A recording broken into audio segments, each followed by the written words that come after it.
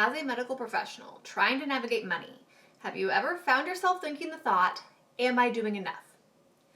Money is one of those things where even if you're doing the right things, you can sometimes feel like it's never enough, you're never going to achieve the goal, and even though you're making consistent efforts, you're not getting the results that you're looking for. I'm going to dive into some numbers and show you what exactly it looks like to create wealth over the long term and help guide you in that feeling of is it enough so that you can have a little bit more peace surrounding money.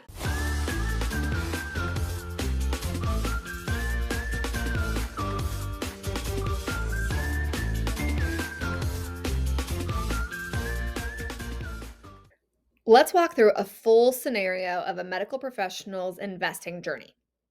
Now, I'm going to make a lot of assumptions about you as we go through this, all of them good. And if those assumptions are not true for you, then maybe you need to take a step back and reevaluate the system that you're currently using to build wealth. So, for this scenario, we'll be a hardworking medical professional with an income of about 130 to 140K annually, which is near the national average for a PA or NP, and will be a single individual, single income. Keep it simple. We are pretty savvy investors in this case. We're using a 401k, a Roth IRA, a health savings account, and a taxable brokerage to invest. We have a diversified tax strategy. We have our tax deferred accounts. We have our tax free account. We have our after tax account. So we'll be very ready when it comes to living off of our assets. And we're investing about $2,200 per month across all of those accounts. That means our investing rate is slightly north of 20% of gross income, which is really where every medical professional needs to be. So this person is executing at a very high level. Now, they're earning 8% returns compounded annually on average. This is very easy to do with a broadly diversified portfolio of index funds or ETFs. Now, if you're not paying an assets under management or a 1% AUM fee to a financial advisor, and you're very mindful of the internal operating expenses of any funds you choose to invest in, so your investing fees are low there. These returns are, again, very, very reasonable to achieve. And so when you look at this person is a high performer. And yet, for a lot of us, you end up still having that feeling of like, am I doing enough? Is this the right stuff? Should I be doing more? Should I be doing less? Why aren't I feeling like I'm building wealth? So we'll say that in this person's mind, in the back of their mind, they have a goal. They want to have $1 million invested. Feels like a lofty goal. Let me show you what it actually looks like for them to achieve it. So this is their investment portfolio over time. The x-axis, you see years. So we start at time zero and go all the way up to a 35-year time horizon. So let's say this person starts investing at 30. That takes them all the way out then till 65. You can see at the beginning, the annual change in portfolio isn't great, right? But that's the nature of compounding returns. You envision a snowball rolling down a hill, and at the beginning, there's very slow change and it picks up speed and it gets bigger and bigger and bigger, right?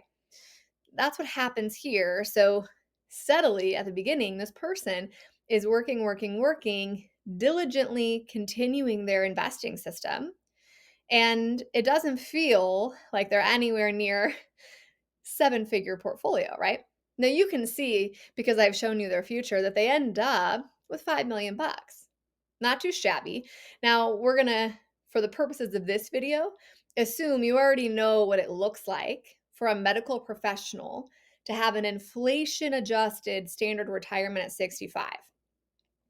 That's in other videos. I kind of walk through what that looks like, how to avoid being dependent on Social Security and actually have your own retirement taken care of.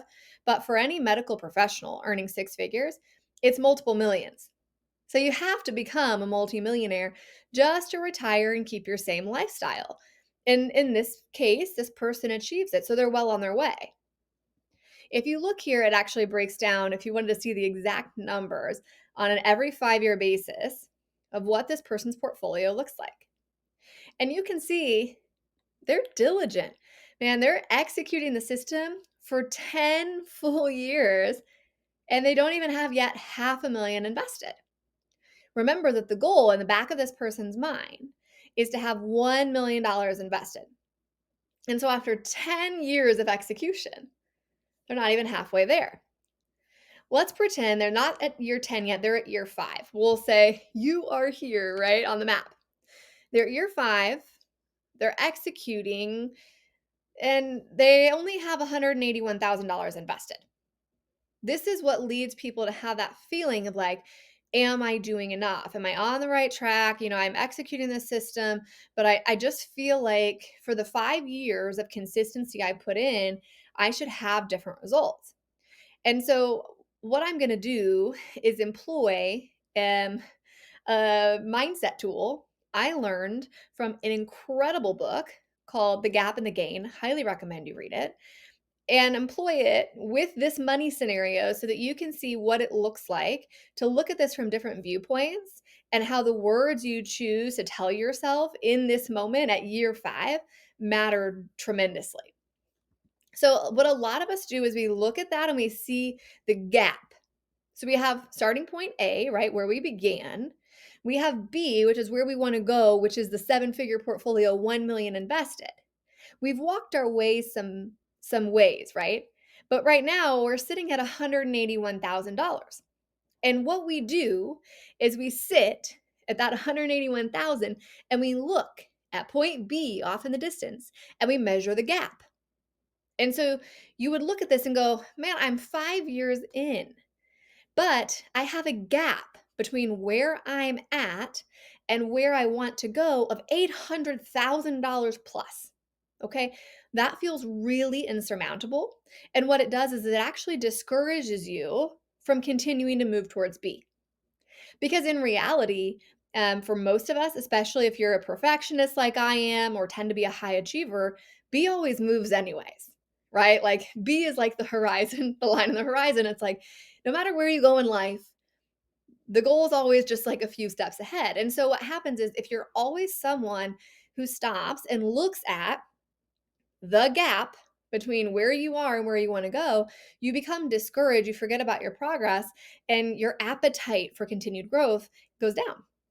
But what if you employ the principle from the book, highly recommend you read, by the way, The Gap and the Gain, and instead you turn around and you look from where you are at 181,000 to where you started at 10,000.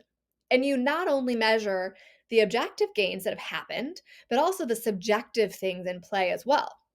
So this would be the gain mindset on the same scenario.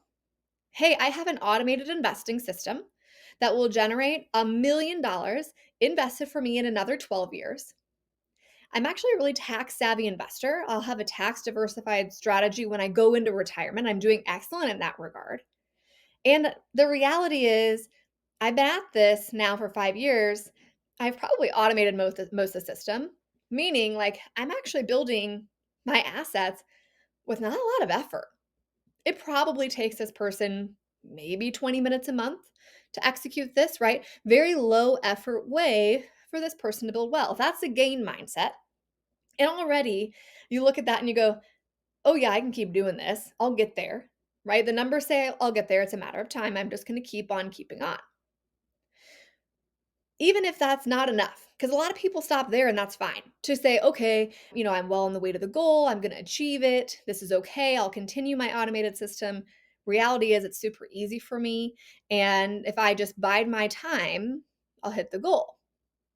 But if it's not enough, if you look at it and you go, okay, that gap still is longer than I want it to be, larger than I want it to be.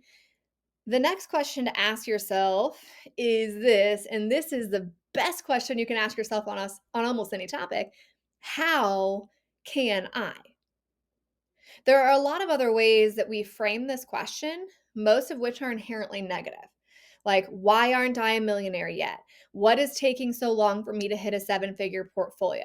Am I doing something wrong? What does everyone else know that I don't know?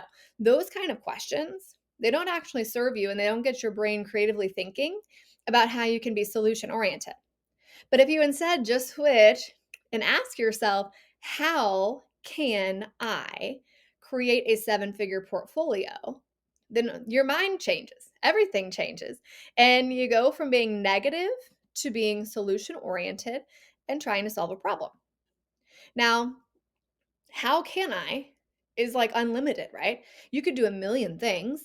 You could create a side hustle to increase income and invest the amount that you earn. You could negotiate for more money at your same job, keep your lifestyle the same, keep your hours the same, invest more money, nothing changes.